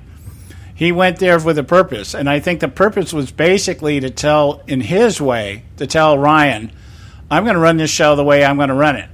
And you can come on board and be part of it, or you can continue to do what you're doing, and it's not going to make any difference to me. I'm going to do what I'm going to do. Why in the world would he stop at this point doing the things the way he's doing it? But I think he also understands that he's got to at least sound a little more pragmatic. He's got to sound a little more to the middle, if only to appease or maybe to attract certain voters that are not going to go with Hillary Clinton if Bernie Sanders doesn't make it. There's a lot of people out there. There's 17 million that didn't vote for him. Yeah, there's a lot of people out there that if Sanders doesn't get the nomination, they may just stay home. Of course, they're college kids. Who the hell cares? I don't want those people in the voting booth right now anyway. Well, who does that hurt? That only hurts Hillary Clinton. Yeah, but I'm sure that what Trump is going to do. I think once we get to this general election thing, I think Trump has a better chance of pulling in Hillary supporters than Hillary has of pulling in Trump supporters. That's very true. If we have any other absolute, if there's anything about these campaigns, that we can say absolutely 100% sure, is that more people will turn to Donald Trump who are now Hillary supporters than people being Trump supporters turning to Hillary. Now, you may have Kasich supporters going with Hillary. You may have Jeb Bush supporters going with Hillary. You may have Mitt Romney supporters going to Hillary. But you're not going to get Trump supporters to all of a sudden wake up one morning and go, yeah, Hillary would be better. Yeah, I think that Hillary Clinton, that's a better way to go. I think I'm going to do that. No, that's not going to happen, dude. Yeah, because she does such a good job of articulating what I feel. Yeah, she's exactly what I feel as in a person. She's so honest and everything because, I think she's just a damn better candidate. She'll make a better president. She'll be more honest and trustworthy than Donald Trump. Yeah, those record number of frequent flyer miles really mean something to me. Nobody ever said. Yeah. Hold on. I gotta spit that out a little bit. Oh man, I can't believe I even said that. Okay. Take a drink. All right, guys, we got to go to a break. When we come back, we'll continue here. I want to shift gears, maybe shift gears here. I'll look at what we got in front of us here. Stay with us right here at the Conservative Syndicate. Don't go. State Talk Radio, WRS Cleveland. Hey, I'll make you a deal. Give me 60 seconds, and I'll give you directions to the Fountain of Youth. Okay, I'm joking. Well, kind of joking. No fountains, but youth, I got. Nature's Youth and their premier anti-aging product, Nature's Youth RSF. With your sensible diet and exercise plan, Nature's Youth RSF can help you look and feel better. RSF is an all-natural amino acid supplement that supports your body to naturally increase HGH levels without any synthetic hormones. And elevated HGH levels can contribute to increased energy, improved libido, reduced body fat, and improved exercise capacity. Let's be honest. Who doesn't want to look and feel younger? Visit the newly designed website at naturesyouth.com or call 800-333-6923. That's 800-333-6923 and like them on Facebook and you'll be included in contests and exclusive offers. What a deal. Oh, speaking of deals, my time's about up. 800-333-6923 or naturesyouth.com. Who needs a fountain anyway? Call today. Extend your life with Extendovite. When I had a heart attack at 42, I was not sure what the future held. But a year later, the doctors could find nothing wrong with me and took me off all my medication. What did I do? I took a herbal mixture of garlic, cayenne, and a few other herbs mixed in liquid form. I now call this Extendovite. I would have never believed that a few simple herbs could actually change my life like they did. Now it's your turn to see what the powers of garlic and cayenne can do for you. For only $69.95 plus shipping and handling for a 2-month supply of either capsules or liquid, you too can begin on your path to better health. For more information, call 1-877-928-8822. That's 1-877-928-8822. Or visit our website at heartdrop.com. Extend your life with Extendovite. I've owned my company for 14 years now, and I can tell you that payroll is a 4-letter word. I hate doing it. It eats up hours I don't have, and it costs me money I could be saving. But my accountant's too expensive, and I'm not sure who to call, but I know I need help. We're Paychex, and we take all the hassles out of small business payroll. We save you time and money. It's easy. Call, fax, or give us your payroll information securely online, and we take care of the rest. We calculate the correct taxes, manage payments and direct deposits. We even send out your checks. Payroll doesn't need to be a 4-letter word anymore. We're so sure that we can save you time and money that we'll give you a month's payroll free. Just for calling 877-663-3830. Get 1 month's payroll for free. Call Paychex right now. 877-663-3830. That's 877-663-3830. Do you use the blue pill to charge your sex life? Have you been thinking about trying the blue pill? What if we can promise you the same results for less than $3 a pill? If you're paying $20 a pill for the other pills, you're getting taken to the cleaners. Our pill delivers the exact same results for less than $3. We'll do the math for you. You'll save more than $16 a pill for the same results. Want more? We'll give you 40 blue pills or 40 yellow pills for $99 and add 4 more pills free. You save more than $500. You don't have to be a rocket scientist to know what to do next. You need to call and get your 44 pills for just $99. Stop overpaying for the other blue pills. Call us and start saving a ton of money for the exact same results. Ordering is fast and easy with your pills delivered to your door in a non-marked package. 800-814-5188. 800-814-5188. 800-814-5188. That's 800-814-5188. Hey, Bugsy, you hear the news about Vinny? Yeah, it's a real shame he owed money to the IRS and they finally cut up with him. Just like Al Capone. If the IRS can get to Capone, imagine what they can do to little old Vinny, huh? Poor cat, he was on top of the world, then bada boom, bada bing. What Vinny needs now is an offer he can't refuse. Hey, you got a tax problem? Does the IRS claim you owe them a bunch of dough? They can get you too. So call the tax relief line now and learn if you qualify to negotiate your $10,000 plus IRS tax debt for up to a 75% savings. Don't be like Al or Vinny and get busted. Make this free call now. Learn how you may be able to pay the IRS less. Call now. 866-657-8474. 866-657-8474. 866-657-8474. 866-657-8474.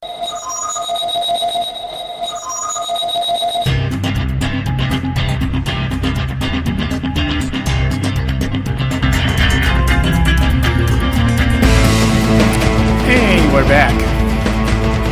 You're listening to the Conservative Syndicate, real conservative talk from real conservatives. And as I was looking over this piece that Joe brought to my attention today about Ben Rhodes, it kind of in some ways reiterates some of the things that we've been saying during the course of the week. But I think in some ways also paraphrases some things very well and put some things into their proper context.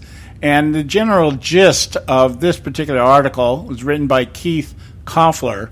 What publication did this come from, Joe? Do you remember? This is, I think, LifeZet, PolitiZet. I think it's Laura Ingram's. I think she owns this website. Okay, all right. The title of the article was Obama and his D.C. press patsies. And which exactly what our illustrious friend, the journalist, was saying as he was strategically communicating with us.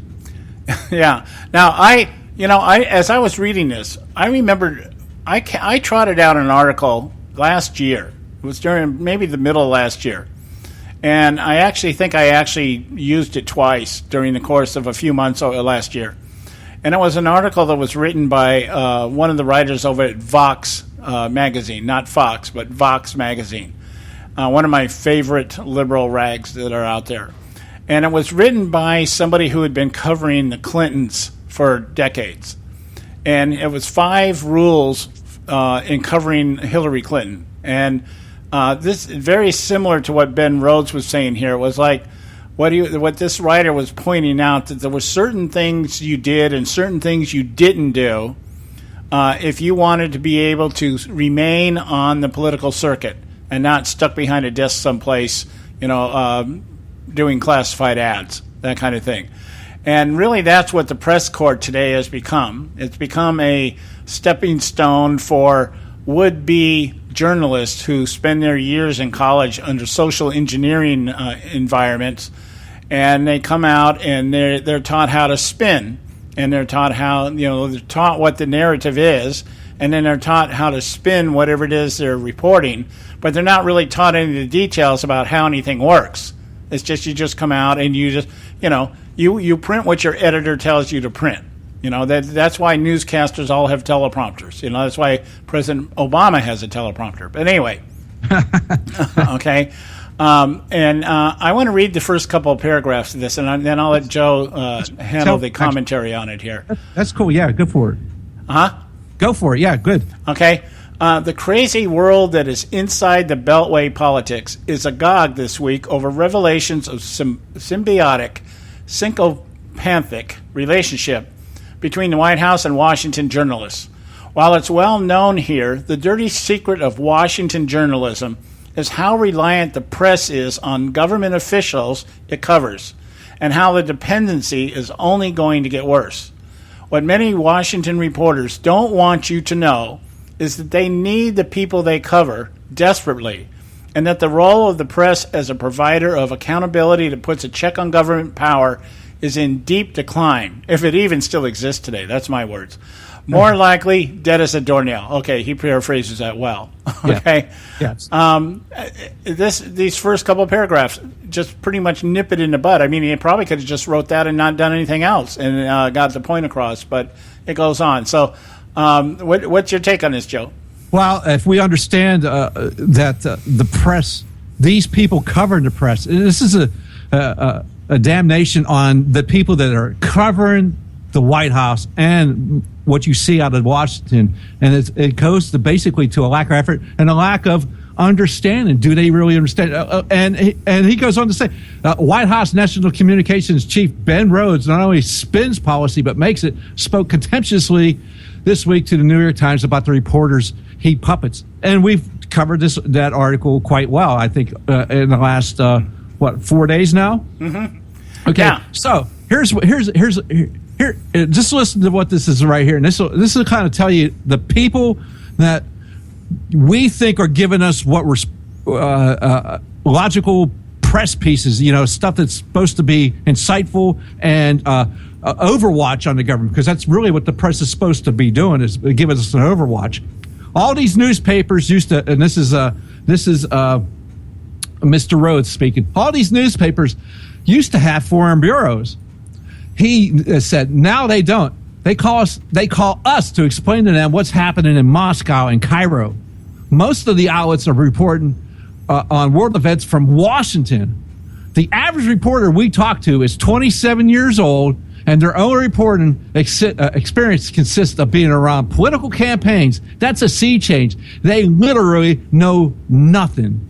Right. Yeah, exactly. Now, I want to take that comment right there, that little blurb that he just wrote, and the next line after this. But it's not just the kids. The adult journalists are lapping up White House spin and spreading it across the internet too. These are sort of these force multipliers. Okay, now, we just gave you in the first hour an example of that. Yep. With Jake Tapper, who in journalistic circles is widely respected. Okay? And here's a guy that had just took the narrative, tried to define the narrative within the liberal spin parameters, and failed miserably at it, except I imagine all of his liberal cohorts were patting him on the back, good interview, that kind of thing. Way to go, way to try, yeah, way to do it, good one. Yeah, well, it's kind of like watching The Legend of Ron Burgundy, Absolutely. I keep waiting for that. Yeah, we're waiting for the panda to give birth. And, the comment by the reporter, the on-the-scene reporter, he can't get a good shot of the panda bear, so he calls the panda a jerk. And it flashes back to Burgundy, and he goes, oh, that's deep, that kind of thing. Anyway, here's the point I guess I'm trying to drive at here, that the media today is not for the purpose of reporting. Remember, there was a time when people believed that news was a public service. Yes. Okay, you came on and you reported. Even people that were very biased in their ideologies, like Walter Cronkite, he was very biased. He was a liberal. He was a very strong liberal. But when he reported, he did not allow that to affect what he was saying. Basically, the idea was he would get on and say, this happened today, and this is what this person said about it, and this is what this person said about it. And that was it. You reported the news.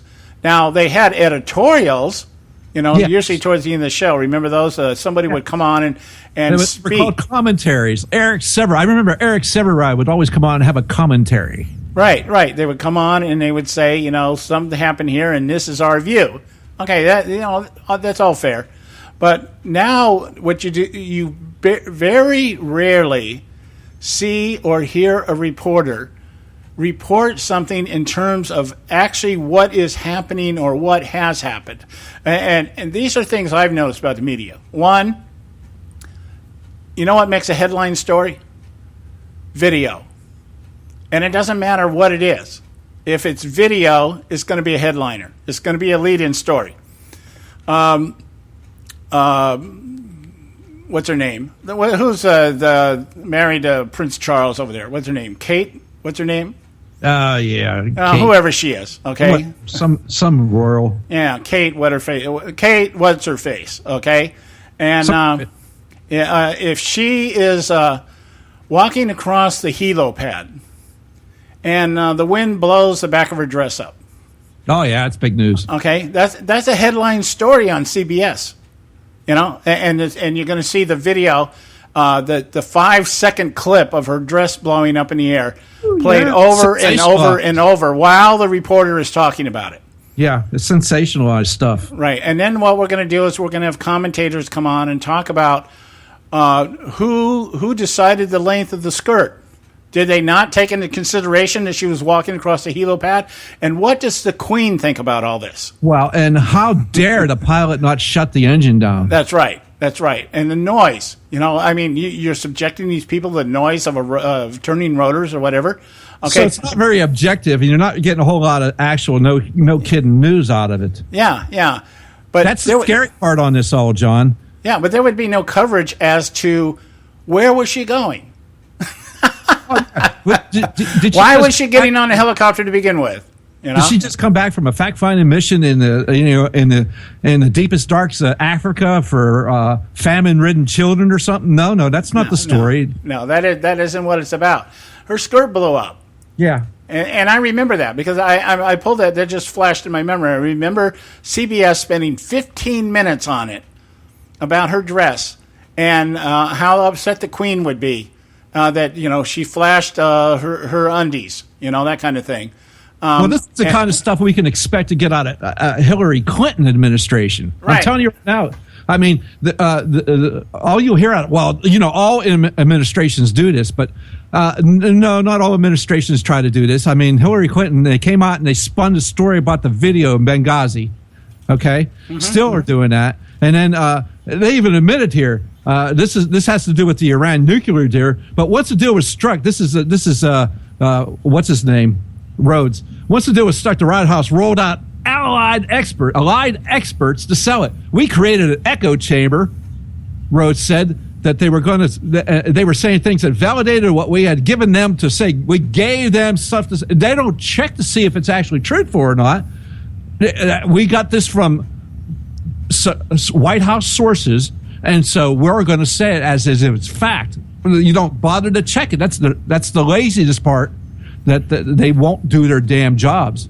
Yeah. Now. And then we're getting back to the point about all administrations do this. Well, this article goes on to say the new patsy press exists in part because most of the Washington journalists are Democrats who were inspired by Obama when the president quipped in 2009 at the White House Correspondents Association dinner that you all voted for me. There was no laughter because everyone understood it was no joke. Yeah, and we had reported on this last week, I believe it was, or no, at the beginning of this week when we started covering Ben Rhodes, is that actually Barack Obama doesn't know what who the press people are in terms of their ideology. We know they all lean left, but we reported to you that 70% of them aren't even registered to vote. Yeah, they don't vote because of their ethics.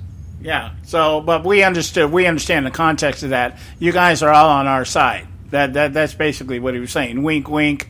That kind of thing. So, hey, we got to go to a quick break, short break here. We'll be right back. Stay with us right here at the Conservative Syndicate. You can catch all our archives at theconservativesyndicate.net. The Conservative Syndicate. Real conservative talk from real conservatives.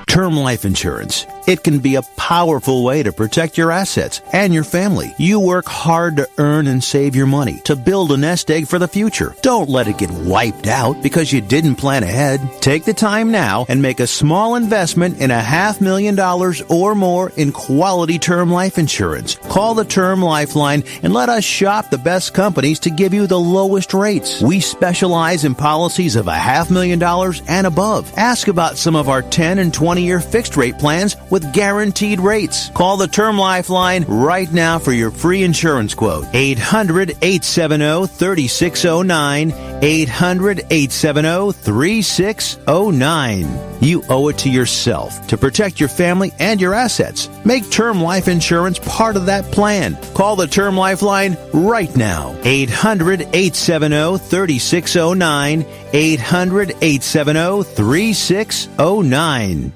Hey folks, if you're like me, you don't place a whole lot of trust in today's media for the real truth and facts regarding the volatile world of finance and politics. When I want the real scoop on money, I go to the most trusted source I know, my good friend and colleague, Bob Cardoso.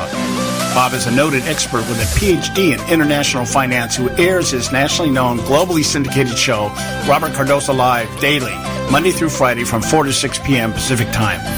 With Bob, you'll get the right information at the right time from someone who knows his business and can help you make the right decision concerning yours. Again, Bob airs daily, Monday through Friday from 4 to 6 p.m. Pacific Time. Visit his website at robertcardosolive.com for information regarding stations and topics. That's robertcardosolive.com. Check Bob out. You'll be glad you did.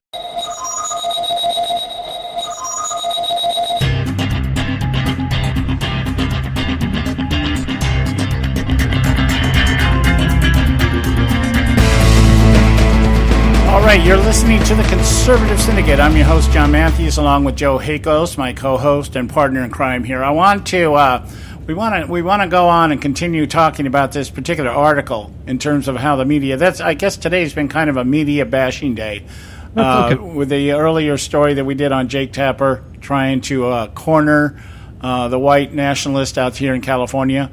And tie him to, then he deserves to be called out for it. Yeah, and he tried to tie him to Donald Trump's beliefs. It contributes to it's that kind of thinking that makes Donald Trump a Muslim hater and Mexican hater and hater of anybody that's not white, Anglo-Saxon, Protestant, that kind of stuff. Now we were talking about this article here, and Joe was talking about the echo chamber that Ben Rhodes brags about making. That basically they pick the people in the journalist field and they feed them whatever these people need to be fed. Yep. And they respond accordingly, and it helps them in their careers as tweet heads and Facebook mongrels. And in this paragraph, I'm going to read the first line here that Joe is reading. It says, once the deal was struck, talking about the Iran deal, the White House rolled out allied experts to sell it. That means they go out and they pick the people that are going to be called experts. And we created an echo chamber, Rhodes said. They were saying things that validated what we had given them to say.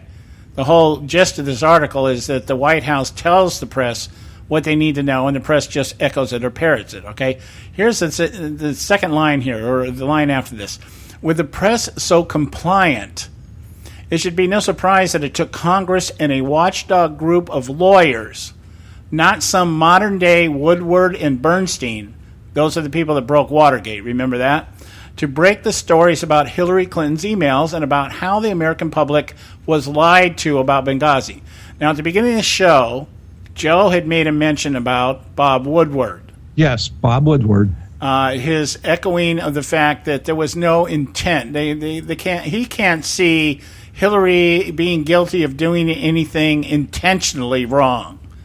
Now, this is the same Bob Woodward who went after Richard Nixon like a junkyard dog, and broke the Watergate story with Bernstein. There's been movies made about this guy.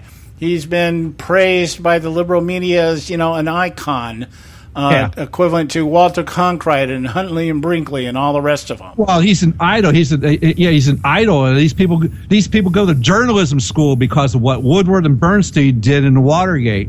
Yeah, and they probably study Woodward and Bernstein and everything, but they're not taught to apply it. See, that's the thing about college. College teaches theory, but it doesn't teach application. Application, yes. So you come into college and they say, this is what's supposed to be. Now, when you get out on the job and your editor tells you this is what you're going to do, it's a whole different story.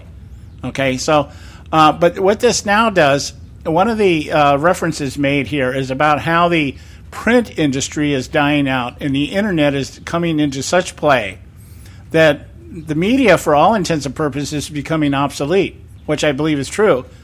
Joe and I do just everything that a journalist would do, except we do it with more integrity, and we do it, we find out the truth, the real truth, and we'll bring you that truth regardless of whether we like it or not. But we don't have journalistic degrees. We didn't go to college to learn. We're not communication majors. We just do this, and more of real reporting is being done by people like us. and people like you, some of you who are out there in our audience who do the same thing we do. And that is, you go out and do your own research. You find good sources, reliable sources, and then you discern and you figure out what's right and what's wrong, and then you go out and keyword there. You said the keyword discern. You go out and you verify the facts of the story of that particular piece of whatever it is, and you find out about it. See if it is true. Right. Now you can still report within the context of your own bias, but Sure. that doesn't. But you still present the facts along the line with it. I don't agree with the facts, but I don't deny the facts. That kind of thing. Okay. Now, this is where this is going here, because Joe was mentioning to me earlier before we came on the air. The big fear here is that if everything is moving towards the internet and not the media per se, not the media lapdogs and the industry itself, with the government taking over through the FCC, the internet, Yep. where are we at now? What do you think, Joe? I think, like this gentleman says in this article, the web has permitted the White House to set up its own de facto news organization with its own tweets, Facebook posts, and YouTube channel, featuring Press Secretary Ernest narrating for Barack Obama, his very own weekly news magazine, The West Wing Week. I mean, and if he said if Clinton will make things worse because she will have many of the same advisors as Obama, and then you will have less access, actual people access to the White House, the West Wing, etc. So there'll be even less truthfulness coming out of the White House. So these people fought so hard to get into their journalistic stances. Now they're not even going to be allowed to use them because. If Hillary Clinton gets back in there, she's not going to let people in there because, as he says later on here, the Clintons abhor the press, always have and always will. You know the Clintons can't stand the press. Yeah, and if you have the government coming in this way, and you have the media now being, let's use the proper word here, if the media is being marginalized and used for whatever reason the government has determined they need to be used for. Because they're allied and compliant. Right. And they outlived their usefulness, meaning when politics gets to the point where they no longer want anybody in the media or anybody per se knowing what's going on without going through their filters, then if you can replace the entire press corps with homespun and bred bloggers that can just go out and do anything that a journalist can do. I mean, obviously, it doesn't take a whole lot to be a journalist, any more than it takes to be a politician these days, okay? Yeah. But anyway, the point being is that the elimination of human filtering of any information out there. I mean, I'm envisioning things like, I don't know why this just came to my mind here, the Omega Code. Something like that, where everything is. Look at Rhodes himself. He's a wannabe writer, novelist who knew absolutely nothing about foreign policy before he started writing it in the White House. Yeah, absolutely nothing. And now look at him. He's now a deputy director for strategic communications in the White House. All right, so he's been putting stuff in reporters' ears and having them just mimic it. Yeah, and so that's news. If you can, what it reminds, I don't know, I keep getting these weird things, flashbacks in my head. Do you ever see the movie The Sleeper? Yeah, I remember that. It's a Woody Allen movie. Woody Allen movie. Remember, this guy apparently goes in for something to do with appendicitis or something, or an ulcer, and he ends up being, cryogenic frozen for 100 years, 200 years or something. He comes out of this deep sleep, and he's into a futuristic society, kind of like what liberals dream about, a pure utopian, Yeah. Okay. Uh-huh. They don't have the need for drugs. They have what they call an orb, and you just rub your hands on this orb, and everybody gets stoned. And the orgasmatron, the people can have orgasms with the machines, that kind of stuff. But the leader of the country, remember that there's this underground movement to overthrow this utopian society by people who can actually think. That's the premise of it. But the leader of the country is a nose just a nose, because he had been assassinated, and the only thing they were able to say was the nose. And the nose would come on the TV and tell people what they were supposed to think, that kind of thing. And everybody was just kind of almost stupefied, induced through the intake of what they ate and everything else. That was such a funny movie. Probably the only movie Woody Allen ever made that I thought was worth anything. But anyway, that's kind of what I'm envisioning here. If government can get their hands on the media in such a way that they don't even need the media anymore, and they can just filter it through their control of the internet. Wow, where are we at then? We're out of time. Wow. Okay, guys, we'll be back tomorrow, 3 o'clock on the West Coast, 6 o'clock on the East Coast. We are really out of time. God love you. We'll talk to you tomorrow. Thanks for tuning in to this edition of the Conservative Syndicate, the globally syndicated, politically incorrect talk show that seeks to tear down the imaginary wall of separation between church and state. We want to make you aware you can find and access all of our show archives at our website, theconservativesyndicate.net, as well as our broadcast stations and times. That's the conservativesyndicate.net. We so appreciate you taking time to tune in, and we so look forward to continuing to bring you the best and uncompromised talk radio available on the net today. And remember, folks, it doesn't matter how many times you get knocked down in life. It only matters how many times you get up. I'm John Matthews, signing off until next time, right here on the Conservative Syndicate. God bless you, and may God continue to bless America.